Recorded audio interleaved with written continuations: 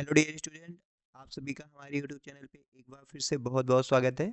तो यहाँ पे हम लेके आ चुके हैं BSc botany fifth semester DD university का बॉटनी सेकेंड पेपर। यहाँ इस पेपर में टोटल 50 क्वेश्चन है और ये पेपर है प्लांट फिजियोलॉजी और बायोकेमिस्ट्री का। क्वेश्चन का लेवल उतना भी टफ नहीं है, आसान नहीं है। जो पढ़ा होगा उनके लिए तो आसान लगेगा। ठीक है, देखो पेपर का सलूशन देने से पहले मैं आपको बता दूं कि देखो हमारा ऐप भी है बॉटनी द बर्निंग डिजायर का, डाउनलोड कर लेना। वहाँ पे आपको पीडीएफ उडीएफ मिल जाएंगे, प्लस एमएससी एंट्रेंस की अगर तैयारी करोगे तो वहाँ पे आपको कोर्स भी मिल जाएगा। काफ़ी लोग कोर्स में ज्वाइन भी है, आप भी ज्वाइन कर सकते हैं ना। तो चलो थोड़ा सा मैं इसको सही कर लेता हूँ ताकि फुल स्क्रीन पे दिखने लगे। ओके, फिर डिस्कस करेंगे। आप सबको दिख रहा होगा अच्छे से। तो यहाँ पे पहला क्वेश्चन दिया है भाई आपका कि होलो एंजाइम में जो प्रोटीन पार्ट होता है उसे हम क्या कहते हैं। तो देखो एंजाइम जो होता है ना, एंजाइम जो होता है तो उसको हम बोलते हैं होलो एंजाइम, जो कि फंक्शनल होता है। तो होलो एंजाइम में जो होता है एपो एंजाइम होता है और को एंजाइम होता है। तो जो प्रोटीन पार्ट होता है उसको हम बोलते हैं एपो एंजाइम, और नॉन प्रोटीन पार्ट जो होता है उसको बोलते हैं हम को एंजाइम। अगला क्वेश्चन है कि यूरिएज जो एंजाइम है आपका उसका कोफैक्टर क्या है। ठीक है, यूरिएज एंजाइम जो होता है उसका कोफैक्टर देखो निकील होता है।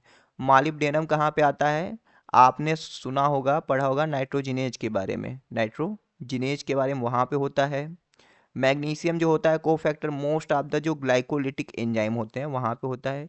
पोटेशियम का जो काम होता है स्टोमेटा को ओपनिंग एंड क्लोजिंग का रेगुलेशन कराना होता है। Which of the following can act as the prosthetic group. तो देखो एनएडी हो गया, एफएडी हो गया, दोनों जो हैं ये प्रोस्थेटिक ग्रुप की तरह काम कर सकते हैं। तो बोथ ए एंड बी इसका आंसर आ जाएगा। ठीक, एंजाइम कैसे रेट ऑफ रिएक्शन को बढ़ा देते हैं। एंजाइम रेट ऑफ रिएक्शन को बढ़ाते हैं उनके एक्टिवेशन एनर्जी को घटा के। ठीक है, उनको उनका क्या करते हैं, एक्टिवेशन एनर्जी को घटा देते हैं। और एंजाइम जो होते हैं किसी भी रिएक्शन में यूज्ड अप नहीं होते, वो ज्यों का त्यों बचे रहते हैं। तो इसका आंसर तो बी ही आएगा। अगला हमारा क्वेश्चन है कंपटेटिव एंजाइम इनहिबिशन में क्या होता है। तो कंपटेटिव एंजाइम इनहिबिशन में क्या आता है, देखो जो इनहिबिटर होता है ना, इनहिबिटर का जो समानता होता है, inhibitor is analogous to substrate. जो एंजाइम होता है ना, इनहिबिटर को समझता है कि भैया वो सबस्ट्रेट ही है। तो जो एंजाइम होता है वो सबस्ट्रेट से ना बाइंड करके वो इनहिबिटर से बाइंड करता है। इनहिबिटर से बाइंड कर दिया तो भैया क्या हो गया कि जो आपका केएम का वैल्यू है ना, केएम का वैल्यू जो होता है इसको प्राप्त करने, केएम की वैल्यू जो होती है ये बढ़ जाती है। और वी मैक्स जो होता है वो रिमेन अनचेंज रहता है। वी मैक्स पे, रेट ऑफ मैक्सिमम वेलोसिटी पे कोई प्रभाव नहीं पड़ता है। नॉन कम्पिटेटिव एंजाइम इनहिबिशन में क्या होता है।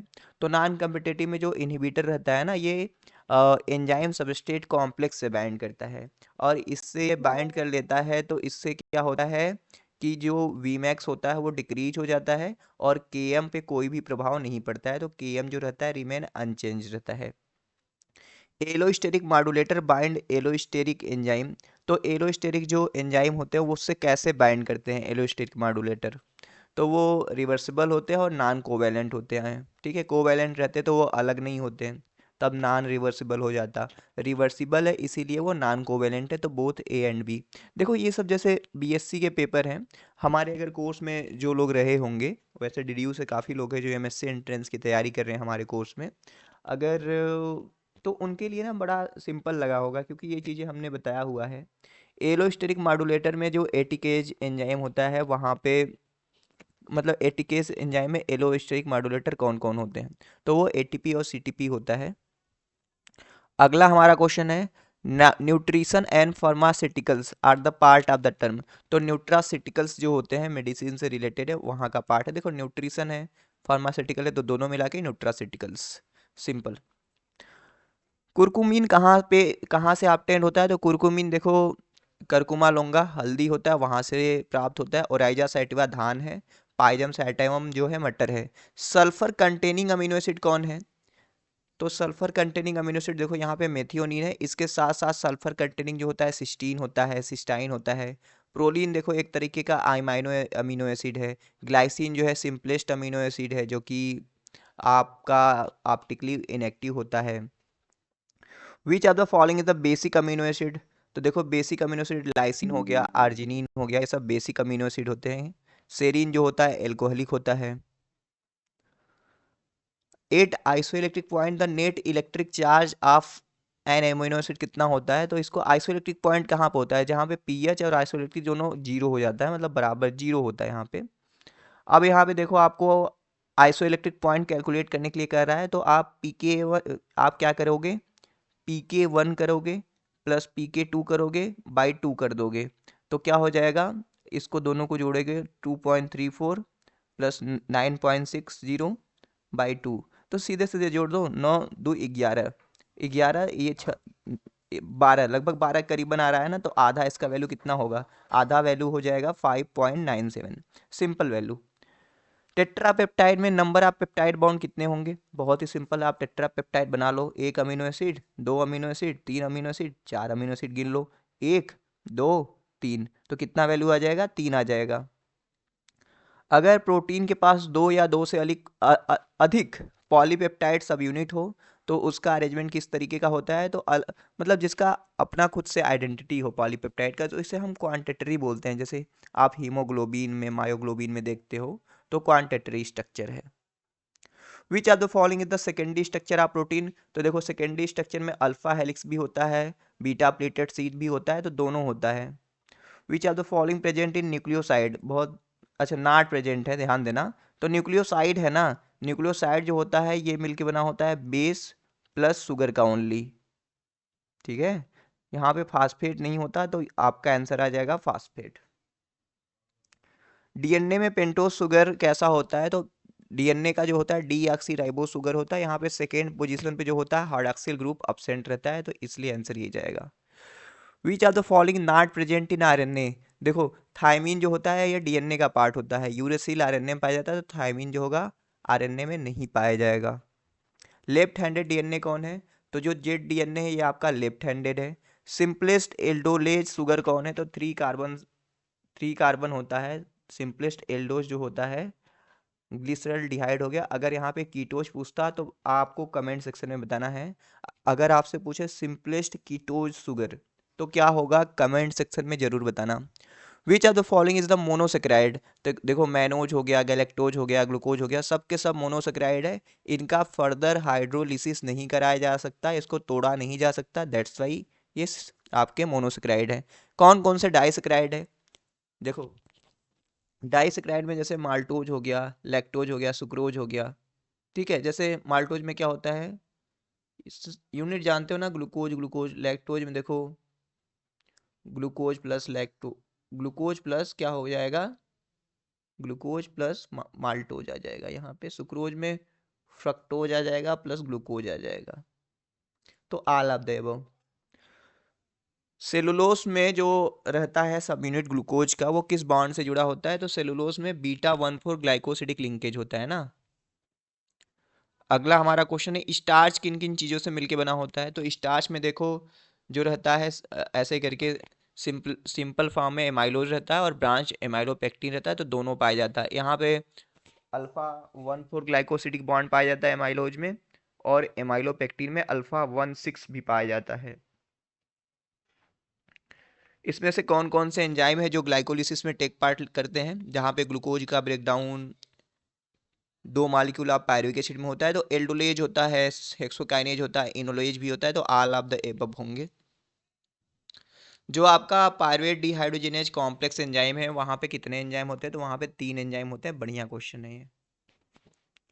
क्रेब्स साइकिल में जीटीपी कब बनता है, तो जब आपका सक्सिनिल कोएंजाइम या सक्सिनिक एसिड में बदलता है, तब वहाँ पे जीटीपी का फॉर्मेशन होता है, ठीक है।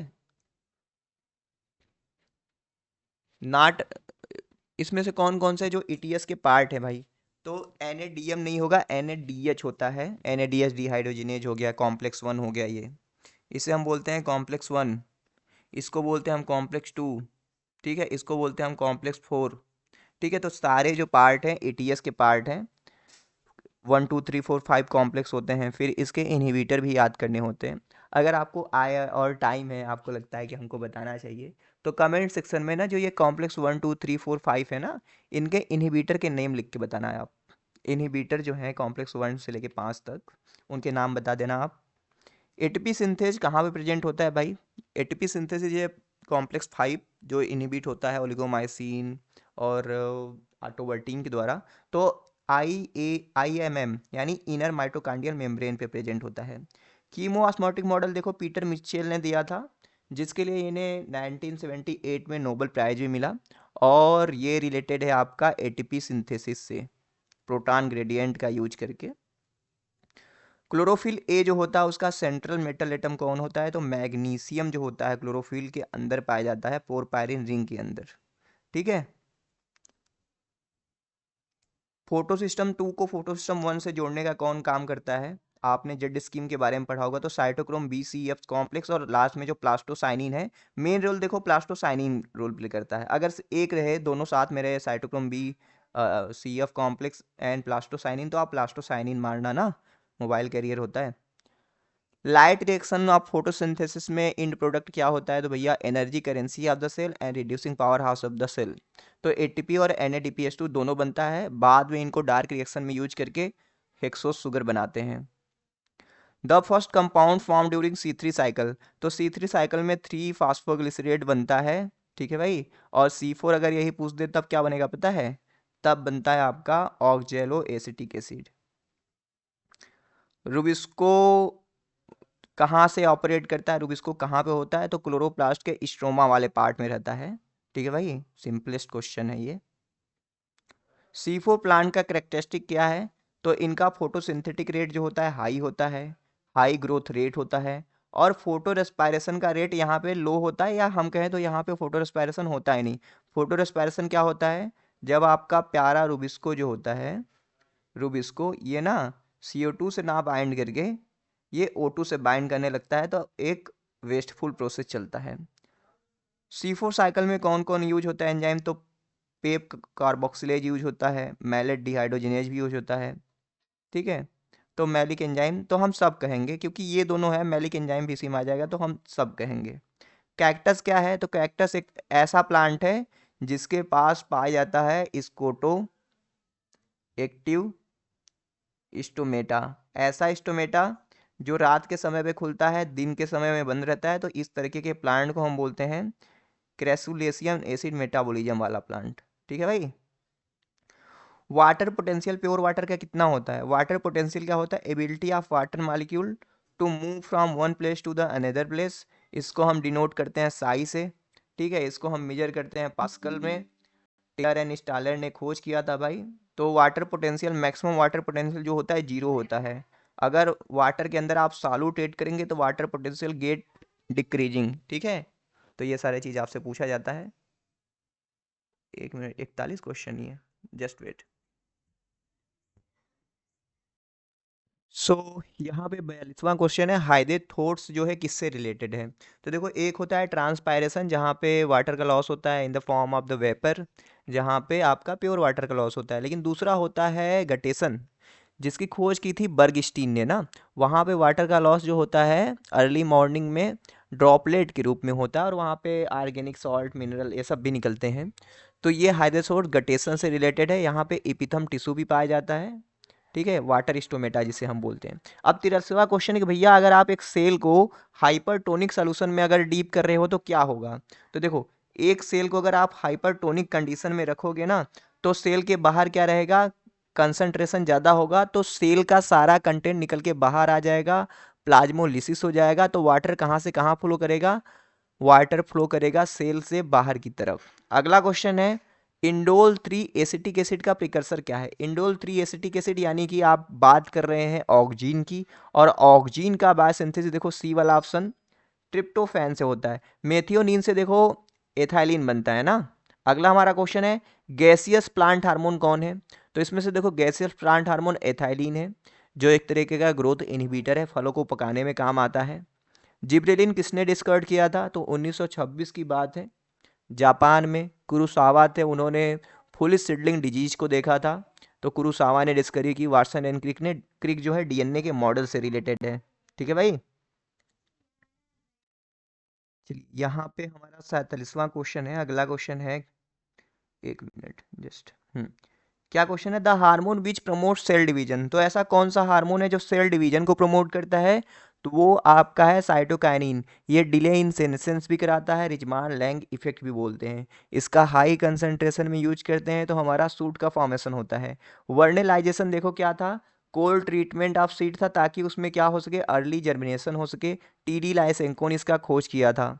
मेंडल रिलेटेड है, फादर ऑफ जेनेटिक्स हैं, पाइजम सैटिमम के ऊपर काम किए थे। खुराना रिलेटेड हैं जेनेटिक कोड के डेसिफेरिंग से। Which are the following inhibit seed germination, तो देखो सीड जर्मिनेशन का प्रमोट करने का काम करेगा जिब्रेलिक एसिड, और इसको इनहिबिट कराने का काम कराएगा एब्सिसिक एसिड, जिससे हम वाटर स्ट्रेस हार्मोन भी बोलते हैं। कैस कैप्सिकम एनम क्या है, मिर्च किस तरीके का प्लांट है, on the basis of the photo period, तो एक तरीके का ये डे न्यूट्रल प्लांट है। इसको लाइट से कोई मतलब नहीं है, हमेशा अपना फ्रूट देता रहेगा, हमेशा फ्लावरिंग होती रहेगी इसके अंदर। तो इस तरीके से हमने डीडीयू का पेपर सेकेंड देखा, 5th सेमेस्टर का। क्वेश्चन का लेवल तो बहुत बढ़िया है। आप सब अगर देख रहे हैं तो कमेंट सेक्शन में बताना कितने क्वेश्चन आपके सही हैं। ओके, चलो मिलते हैं नेक्स्ट वीडियो में। ऐप जरूर डाउनलोड कर लेना, लिंक आपको डिस्क्रिप्शन में भी मिल जाएगा, कमेंट सेक्शन में भी मिल जाएगा, या आप प्ले स्टोर पे जाके botany the burning desire search करेंगे तब भी मिल जाएगा। ओके।